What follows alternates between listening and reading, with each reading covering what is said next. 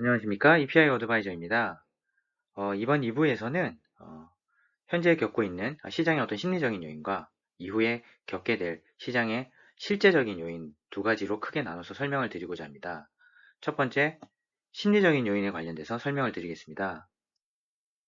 이런 심리적인 요인은 주로 저희가 볼라틸리티라고 변동성이라고 부르는 지표들인데요. 이런 변동성 지표들이 상당히 부정적으로 크게 나타나고 있습니다. 반대로 미국 연준을 비롯한 정책적인 대응이 상당히 또 크게 나타나고 있습니다. 이러한 영향이 어떻게 영향을 미치고 있는지 한번 말씀드려 보도록 하겠습니다. 지금 보시는 것은 리만 때와 그리고 현재 코로나 이 사태의 변동성이 거의 유사한 수준이거나 오히려 더 높게 나타나고 있는 것을 보시게 됩니다. 2008년, 9년 사이에 있던 이런 리만 사태에 발생했었던 파란 색깔 라인의 미국 채권 금리의 변동성 지표 수준과 빨간색 라인의 주가지수 변동성 수준이 지금 현재에 거의 똑같이 나타나고 있습니다.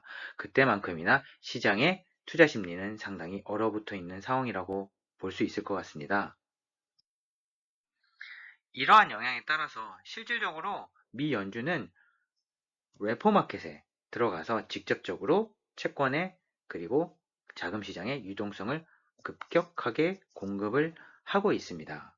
이러한 대응이 오히려 불안한 심리에 대해서 크게 대응을 하고자 하는 정책적인 배려를 이끌어낸 것 같습니다. 두 번째로, 그럼 이 앞에 말씀드렸던 이런 심리적 요인이 아니라 실제 지금 현장에서 발생되고 있는 부정적인 요인에 대해서 말씀드리겠습니다.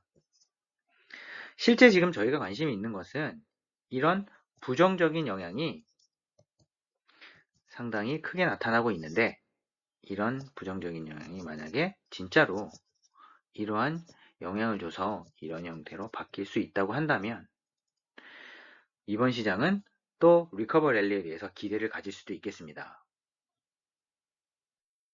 첫 번째, 블룸버그에서 정리가 잘 되어 있는 차트를 가지고 왔습니다.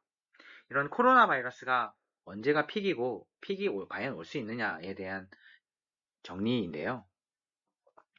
보시는 것처럼 100개의 확진자 케이스가 나타난 이후로 한 30일 정도 안정되는데 시간이 필요합니다. 하지만 한 20일 전후가 지나게 되면 안정화되는 모습을 보이기 때문에 시장에서는 좀 덜 부정적인 영향을 받기 시작합니다. 하지만 현재 저희가 지금 우려하고 있는 부분은 비아시아 지역에 해당되는 이런 선진국들입니다.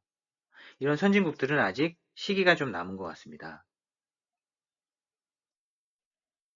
또한 유가에 가장 큰 영향력을 가지고 있는 오펙의 GCC 국가들, 중동의 산유국들인데요. 이런 산유국들이 만약에 유가가 30불대일 경우에 2019년, 2020년, 2021년에 재정 적자폭이 GDP의 거의 30%에 육박합니다.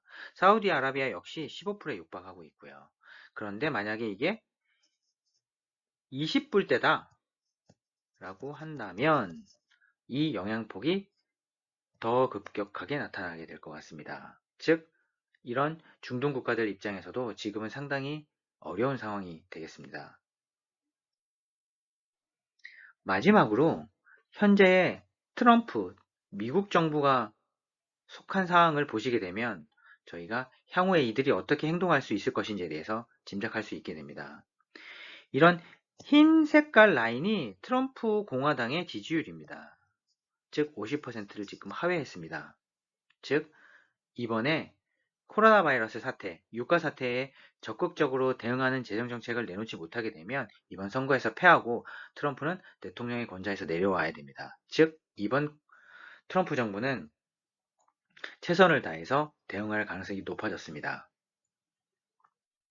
결론적으로 코로나 사태나 오일 가격의 폭락이나 트럼프 입장을 놓고 보게 되면 선거를 앞두고 있기 때문에 이 모두는 시간의 문제인 것 같습니다. 물론 코로나 바이러스가 생각보다 치유되는 시간이 길어질 수는 있겠지만 보통 1개월 정도 걸렸던 걸 생각하게 되면 앞으로 한 1, 2주일 사이에 높은 변동성을 동반할 수는 있겠지만 향후에 재정과 그리고 통화 정책의 대응에 따라서 시장의 퍼포먼스는 많이 지금과는 달라질 가능성이 있다고 판단됩니다.